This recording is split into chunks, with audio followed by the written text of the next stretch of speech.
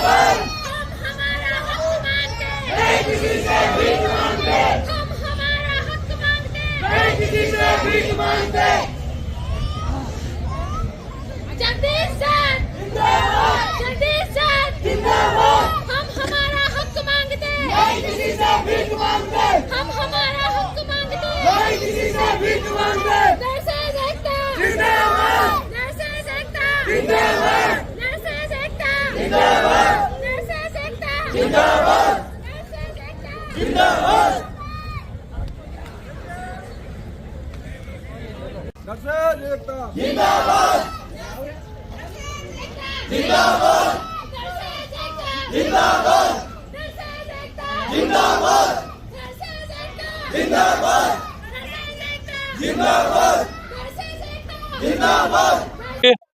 हमारे साथ महिला नर्सिंग अधिकारी भी मौजूद है। हम उनसे जानना चाहेंगे जो इतनी कड़ाके की ठंड में भी अपने छोटे छोटे बच्चों को यहाँ लेके आई है और यहाँ बैठी है और जो सरकार से डिमांड करी है उन्हें उनके पद पे वापस लगाया जाए। जी आप बताइए। हाँ, अभी तक जो हम यूट्यूब के ऊपर जो कार्यरत नर्स हैं, जो यहाँ की जो परमानेंट भर्ती आ चुकी है, उसी बेस के ऊपर हमें जो यहाँ से यूट्यूब वालों को हटा दिया गया है। बोल रहे हैं कि आपकी सेवानिवृत्ति तो 31 दिसंबर 2024 को ही खत्म हो गई थी, जबकि अभी यहाँ मेडिकल कॉलेज के अंदर जो पद हैं वो अभी रिक्त हैं, जो कि 570 के लगभग पद रिक्त है। और यहाँ पे हमें जो यूट्यूब पे हैं जो उनको समायोजित करने की अभी शंका है और इनमें समायोजित किया जाए हमें। आप देख सकते हैं इतनी सर्दी में जहाँ आमजन का बैठना मुश्किल हो रहा है वहाँ इतने छोटे बच्चों को भी ये लेके यहाँ बैठे हैं, तो आप सोच सकते हैं इनके ऊपर क्या बीत रही होगी। जी मैडम आप बताइए। हम मंडोर में कार्यरत थे यूटीबी पद पर, वहाँ जैसे कि परमानेंट स्टाफ आ गए तो हमें वहाँ से कार्य मुक्त कर दिया गया। प्रिंसिपल सर से हमारा निवेदन यही था कि जो दूसरे हॉस्पिटल में अभी पद खाली है वहाँ हमें समायोजित किया जाए, पर सर के द्वारा भी हमें कोई निश्चित जवाब नहीं मिला। सर बोले कि अभी हम डिसीजन सर खुद नहीं ले पा रहे हैं कि मुझे क्या करना है, जबकि हर बार ऐसा ही होता है। प्रिंसिपल के पास पावर है कि वो हमें दूसरे पदों पर समायोजित कर सकते हैं, पर हमें नहीं किया जा रहा। आज हमारा दूसरा दिन है, यहाँ हम धरने पर लगे हुए हैं, पर हमें सफलता हासिल अभी तक नहीं हुई है। आप देख सकते हैं यहाँ महिला है चाहे पुरुष है, ये पिछले 2 दिन से उसी धरना स्थल पर बैठे हैं जो कि सुबह तेज सर्दी में आते हैं अपने बच्चों को लेके। सरकार को कहीं ना कहीं इनके बारे में जल्द से जल्द सोचना। राहुल सिंह राजपुरोहित जो कि एक नर्सिंग ऑफिसर है वो हमारे साथ में जुड़ चुके हैं। जी बताइए। सबसे पहले तो मैं आप सबको ये बताना चाहूँगा कि एसएन मेडिकल कॉलेज के तहत जितने भी संलग्न अस्पताल है, एमडीएम है, गांधी है, उमेद हॉस्पिटल है, वहाँ पे हमारे तमाम जितने भी युवा स्टाफ हैं उनको हटाया गया है। और इसके हमारे जो आज की इस धरना प्रदर्शन का दूसरा दिन है, इसी के अंतर्गत हमारे काफ़ी महिला जो हमारी भाई और बहन सब आज सम्मिलित हुए हैं। वो अपने छोटे छोटे बच्चों को लेकर काफ़ी परेशान भी हैं और आज प्रशासन को इस बात के ऊपर ध्यान देना चाहिए कि बिना नर्सिंग स्टाफ के अस्पताल नहीं चल सकता। और अस्पताल तो पहले काफ़ी टाइम से नर्सेज की कमी की वजह से जूझ रहा है और आज लगातार दूसरा दिन है। प्रशासन को इसके ऊपर ध्यान देना चाहिए और जनहित के लिए नर्सिंग स्टाफ के जो जितने पद है उनको तुरंत भरने चाहिए और ये जो कमी है इस कमी को पूरा करना चाहिए। और हमारे जितने भी नर्सिंग स्टाफ जो पिछले काफ़ी टाइम से ये इधर परेशान हो रहे हैं, इनका आप थोड़ा ध्यान रखें। जय नर्सिंग, जय नर्सिंग। महिला नर्सिंग अधिकारी जो है हमारे साथ में प्रीतिका गहलोत मौजूद है। हम उनसे जानना चाहेंगे वो जो ये धरना प्रदर्शन हो रहा है उनके बारे में कुछ जानकारी। डॉक्टर एसएन मेडिकल कॉलेज में हम यहाँ उपस्थित हुए हैं समस्त संलग्न चिकित्सालयों से लेकर। हमारी बस एक मांग है, समस्त संलग्न चिकित्सालयों से समायोजित जितने भी नर्सिंग अधिकारी है जो यूटीपी पर कार्यरत है उनको वापस से एमडीएम और उम्मेद अस्पताल में समायोजित किया जाए। और अगर ये हमारी मांग पूरी नहीं होती है तो यूटीपी स्टाफ के साथ साथ परमानेंट स्टाफ भी इसमें हिस्सा लेंगे धरना प्रदर्शन के अंदर। और आप अभी देख सकते हैं यहाँ पे इतने सारे आपके जो नर्सिंग अधिकारी जो मौजूद है, कहीं ना कहीं चिकित्सा व्यवस्था प्रभावित हो रही है जोधपुर में। तो इतना कुछ होने के बाद में भी क्या सरकार की तरफ से आपके पास कोई भी लीगल आश्वासन आया है? जी नहीं, अभी ऐसा कोई लीगल आश्वासन नहीं है। इवन यहाँ पे नवीन पद स्थापन के बावजूद भी 570 रिक्त पद बचे हुए हैं जिसके ऊपर इनको यूटीपी को वापस समायोजित कर लेना चाहिए।